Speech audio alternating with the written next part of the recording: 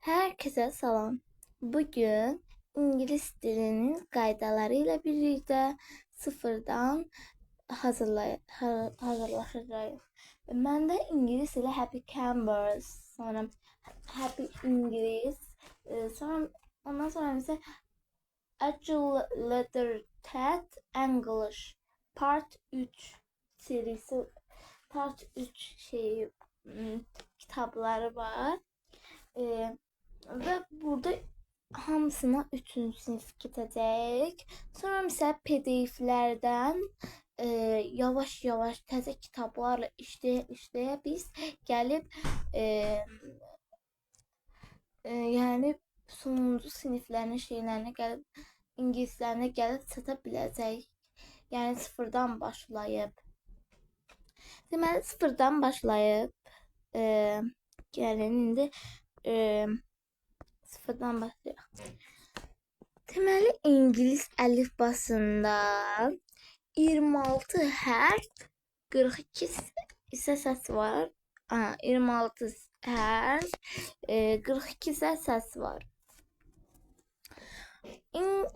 Sonra isə 5 sayit A, E, I, O, U ve 21 samit var.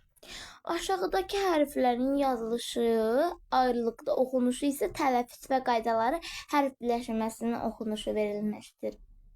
Baxın, İngilis əlifbası və hərflərin oxunuşu, əlifba səsi.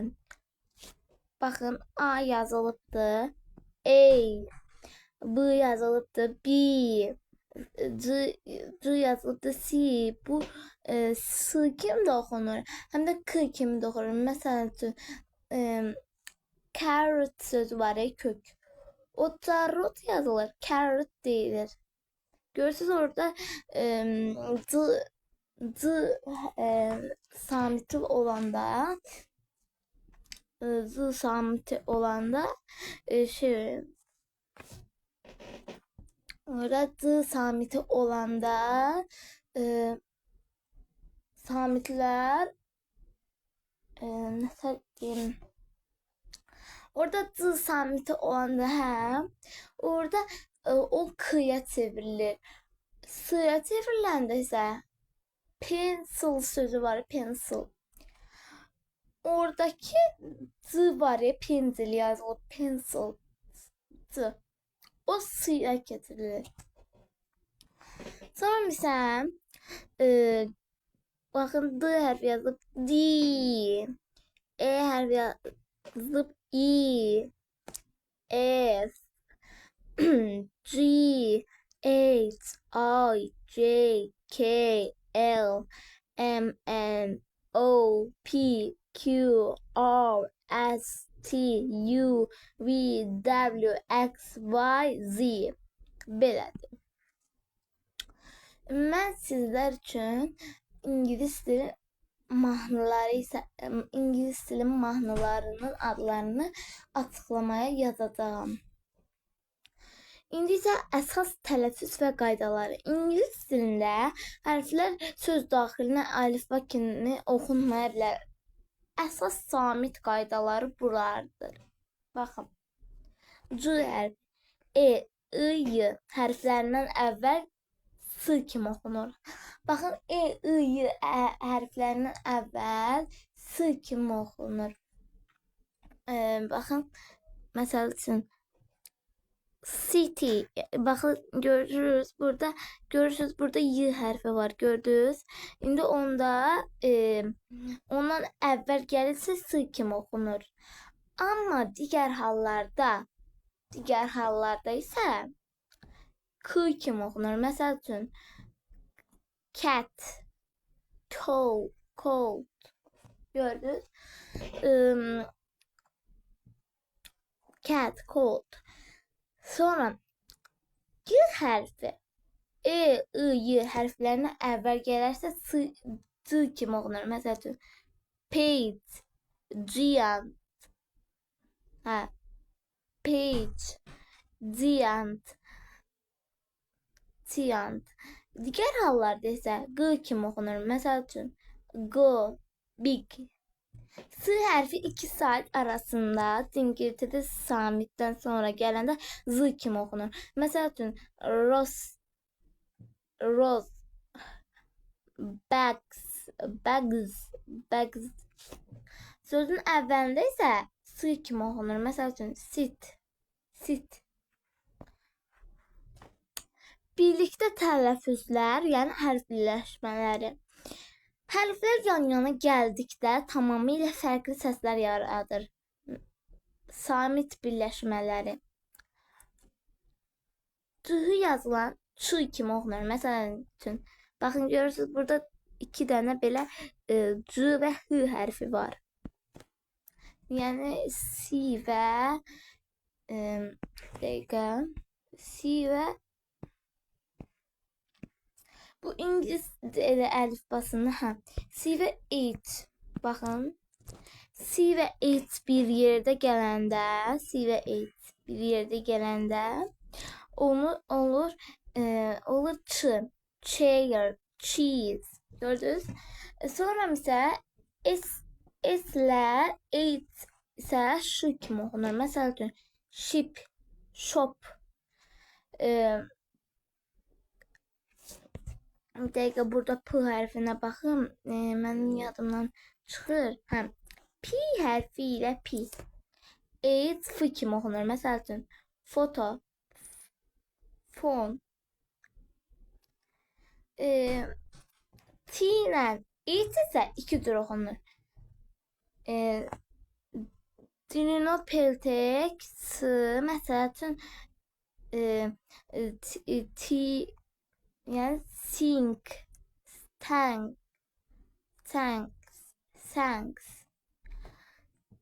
Dinopeltek, bu dinopelteklər başqa şeylərdir. 2 cür oxunanlar Z, məsələn this, maze. Gördünüz? C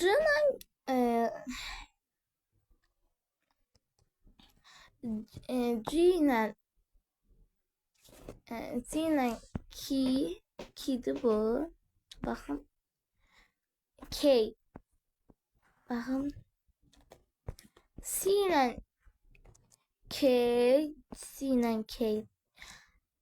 Sərt Q kimi oxunur. Məsəl üçün black demək black belə. Clocks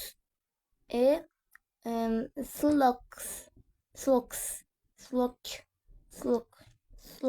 belə. Səsim birazcık pis gəlir. Ona görə çünki biraz xəstələnmişəm, boğazım falan ağrıyır. Sonra isə K ilə N sözün əvvəli K kimi oxunur.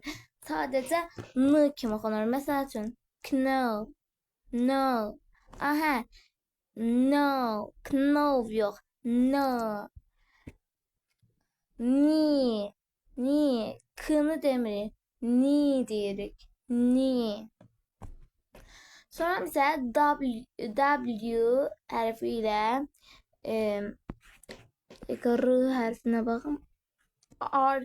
W hərfi ilə R hərfi sözün əvvəlində W kimi oxunur. Sadəcə R kimi oxunur. Məsəl üçün right, wrong yox, wrong. Sonra isə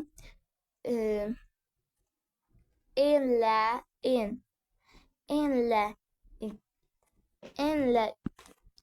ki hər dəfə yadımdan çıxır, hərflər birazcık yadımdan çıxır. N ilə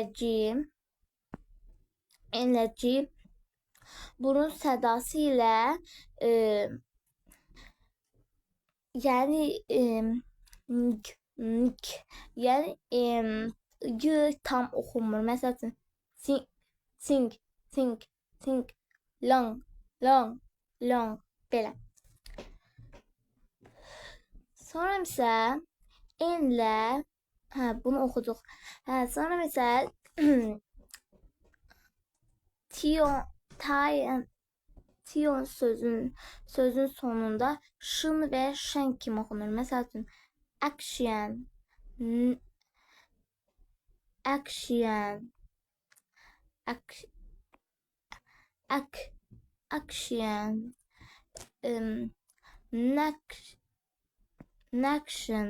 action, action belə. Sahib birləşmələri isə i olur ha, uzun i kimi oxunur. Məsələn, meat.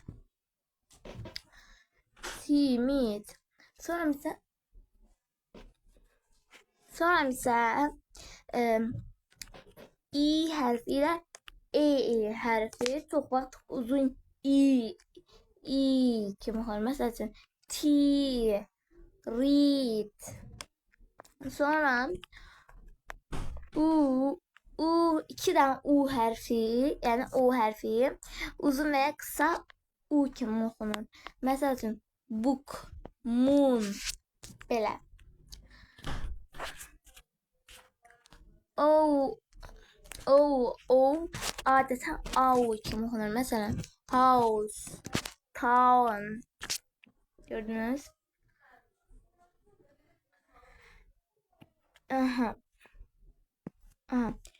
Bunların hamısı bitdi və sağ olun, özünüzə yaxşı baxın. Gələn səfər görüşərik.